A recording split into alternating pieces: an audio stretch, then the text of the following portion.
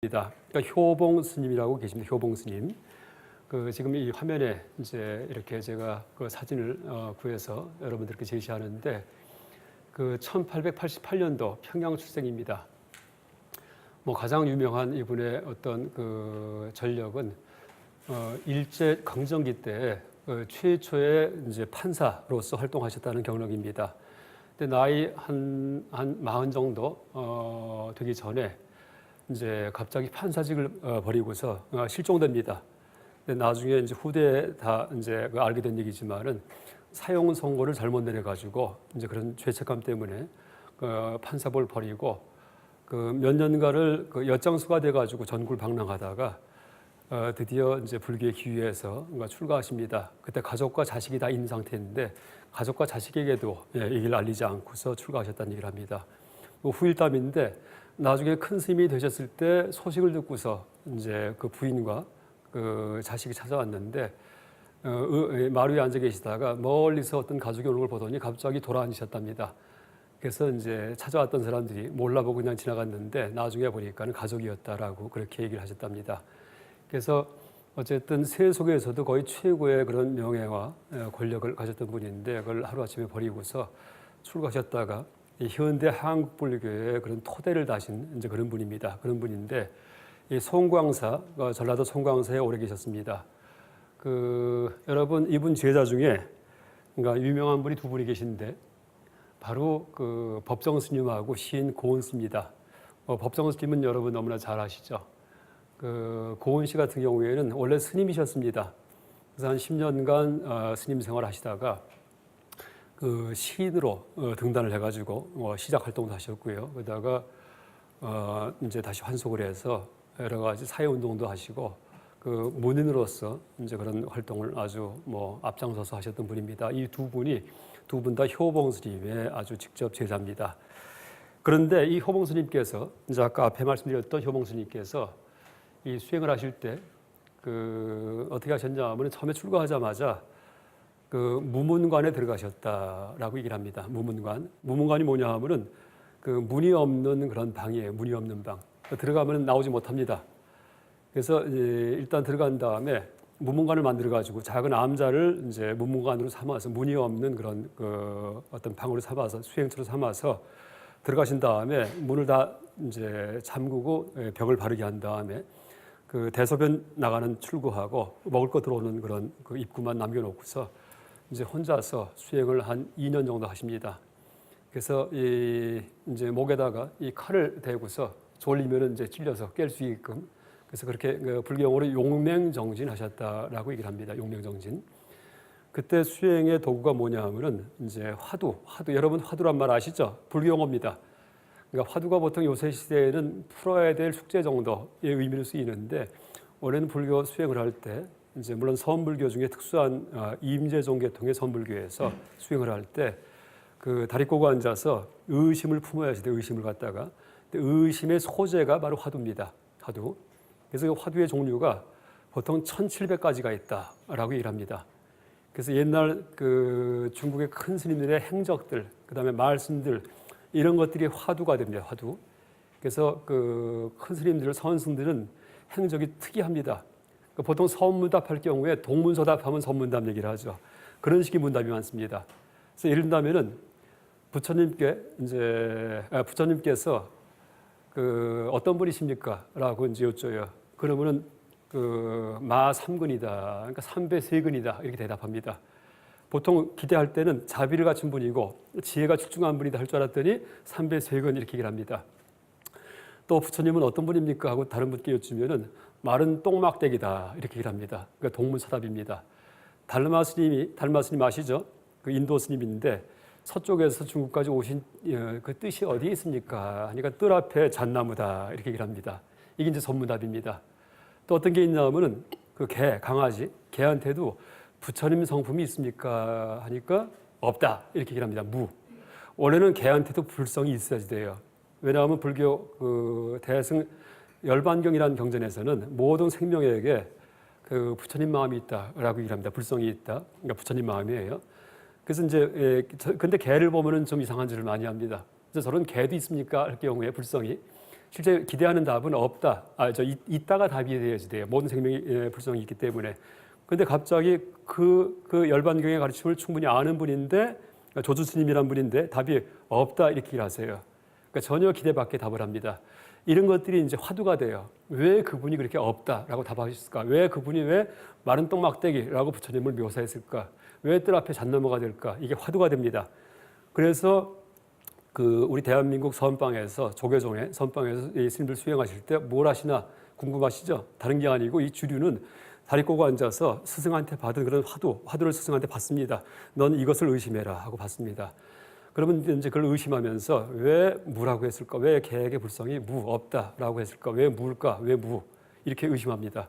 왜 부처님이 마른 똥막대기일까? 왜 마른 똥막대기일까? 간식월 한자로 그렇게 이제 의심합니다. 이게 이제 화두인데 이 효봉스님의 화두는 바로 그 조주 스님께 여쭸을 때 계획의 불성이 있습니까? 라고 여쭸을 때 무라고 했다는 그 무자 화두입니다. 보통 무자 화두, 무라는 글자를 사용한 화두라고 얘기를 합니다. 화두가 1700가지가 있는데 이 화두 간화선이 발생해 이제 그렇게 화두를 이용해서 선을 닦는 것을 간화선 부릅니다. 간자는 주마간선 할 때 간자입니다. 볼간자입니다. 화두를 봐서 선을 닦는다 이 얘기합니다. 아까 제가 선이 곰곰이 생각한다는 얘기를 그러니까 지난 시간에 말씀드렸는데 그 간화선에서는 화두에 대해서 곰곰이 생각합니다. 왜 그 계획의 불성이 무 없다라고 하셨을까라고 이제 생각합니다. 근데 이걸 보통 조주 무자 화두라고 얘기를 하는데 전통적으로 조주 무자 화두를 통해서 깨달은 분이 제일 많이 계시다 얘기를 합니다. 참 희한합니다.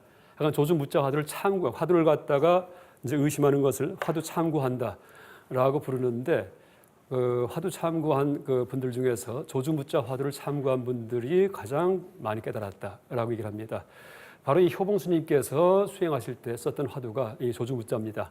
그래서 왜 뭐라고 했을까? 왜 무라고 하셨을까? 왜 계획의 불성이 없다, 무라고 했을까?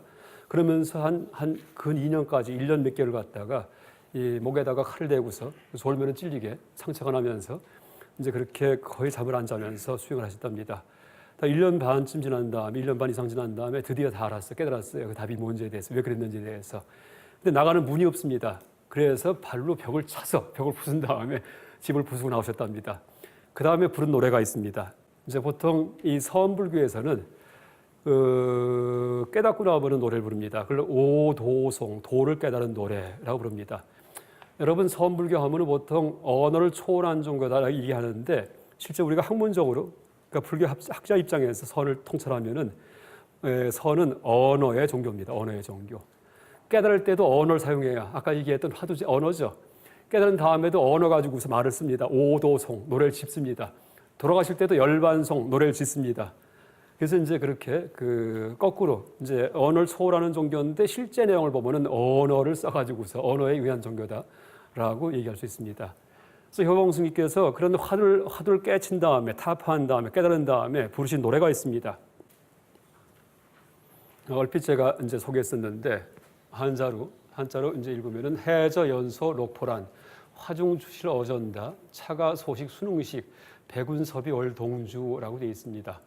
바다 밑 제비집에 바다 밑에 제비가 있을 리가 없죠. 제비집에 사슴이 알을 품고 아이고 물이 코에 들어갈 텐데 알을 또 품었던데 포유류가 아닌데 알은 그 조류가 낳는 건데 타는 불속 거미집에 물고기가 차를 다리되 어불성설이죠. 말이 안 됩니다. 이 집안 소식을 뉘라서 알랴. 알고 보니까 그렇다는 얘기예요. 깨닫고 보니까 세상 만사가 이렇게 돌아가다는 얘기입니다. 이 집안 소식을 뉘라서 알랴. 흰 구름은 서쪽으로 다른 동쪽으로. 원래 다른 동에서 서로 가야지 되죠. 근데 거꾸로 갑니다. 세상이. 그러니까 세상이 거꾸로 돌아간다 이런 뜻입니다. 이게 이제 오도송이에요. 효봉스님의. 근데 여러분 지금 이게 이해가 안 되실 겁니다. 근데 중간학 강의 다 듣고 나면은요. 조금 있다가 다 듣고도 아닙니다. 개념 비판 하나만 들어도 그렇게 했구나. 이게 정답이구나 하고 이해하십니다. 이제 아까 말씀드렸듯이 이제 화두에 보면은 이제 선문답에 이런 선문답들이 있는데 부처님은 어떤 분인가 많은 똥막대기다. 달르마 스님이 중국에 오신 까닭은 뜰 앞에 잣나무다. 개에게도 부처의 성품이 있는가 없다. 이런 선문답이 있는데 옛날 선승과 제자 사이의 문답이에요. 근데 이게 나중에 화두가 돼요. 화두. 근데 이 간화선은 원래부터 있던 게 아니고 대해 종고 스님이라고 해서 송나라 초기에 송나라 때 1200년대 이제 전후에서 그때 처음 창안된 그런 그 수행법입니다. 그 전까지 스님들은 이 가나선 수행 안 했었습니다. 그냥 마음만 관찰하고 있는 그대로 보는 수행을 했는데 지금부터 한 1000년 정도 전부터 이제 이런 수행이 개발이 돼가지고 한국 불교 이 조계종 수행의 주류가 되고 있습니다. 왜 이런 말이 나올까요? 여기에 대해서 여러분 지금 좀 어불성설이고 좀 의아할 수 있습니다. 전문답이기 때문에. 근데 이 말도 나중에 이제 이 개념 비판 끝 무렵에는 아, 그럴 수 있겠구나, 그렇겠구나, 그렇구나 하고 이제 아실 겁니다. 또 이 조계종의 선불교의 이제 그런 가장 으뜸되는 그 스승은 그 해능이라는 중국 스님입니다. 그러니까 달마 스님 이후에 6번째 스승이에요. 달마 스님, 보리달마 인도의 왕자 출신입니다. 이분이 인도에서 오셔가지고서 이제 제자한테 그 법을 전하다가 6번째가 돼가지고 해능 스님이라는 위대한 영웅이 탄생합니다.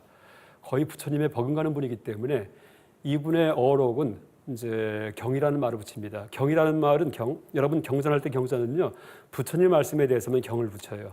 근데 유일하게 선승 중에 경자가 붙은 그런 어록은 이분 겁니다. 육조 해능 스님, 그러니까 법보단경이라고 얘기를 합니다. 육조 해능 스님의 법보단경.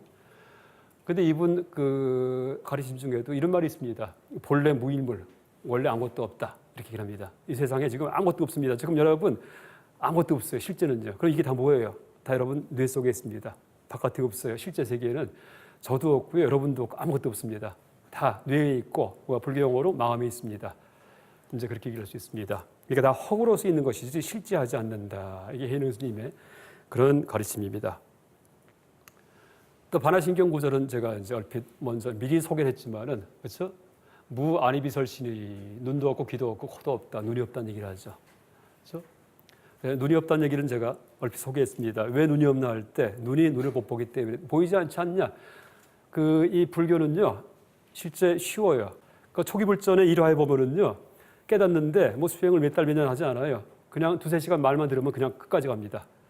이제 그 부처님 제자 중에 그 마하나마라는 제자가 있었는데 그 가르침을 받은 다음에 일반 이제 제자예요. 근데 길 가다가 금방 소에 뿔에 받쳐가고 죽어요.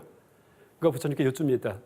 저 이제 마하남은 지금 어떻게 됐습니까? 했더니 다시는 윤회에서 벗어났다. 태어나지 않는다. 아라한이 되었다. 최고의 경지까지 갔다. 이렇게 하십니다. 그건 무슨 얘기예요? 한 2-3시간 듣고 나서도 끝까지 가는 사람이 있다는 얘기입니다. 물론 평생 몇십 년 해도 전혀 발끝도 못 가는 사람도 있지만은 이제 왜냐하면 그만큼 쉽기 때문이에요. 근데 그걸 받아들일 경우에는 그냥 순간적으로 끝까지 가는데 그게 바로 도노, 그러니까 단박에 깨닫는다라고 얘기를 합니다. 받아들이지 못할 경우에 안에 여러 가지 번민이 많고 습관이 많을 경우에는 오래 걸립니다. 풀을 내면 오래 걸리기 때문에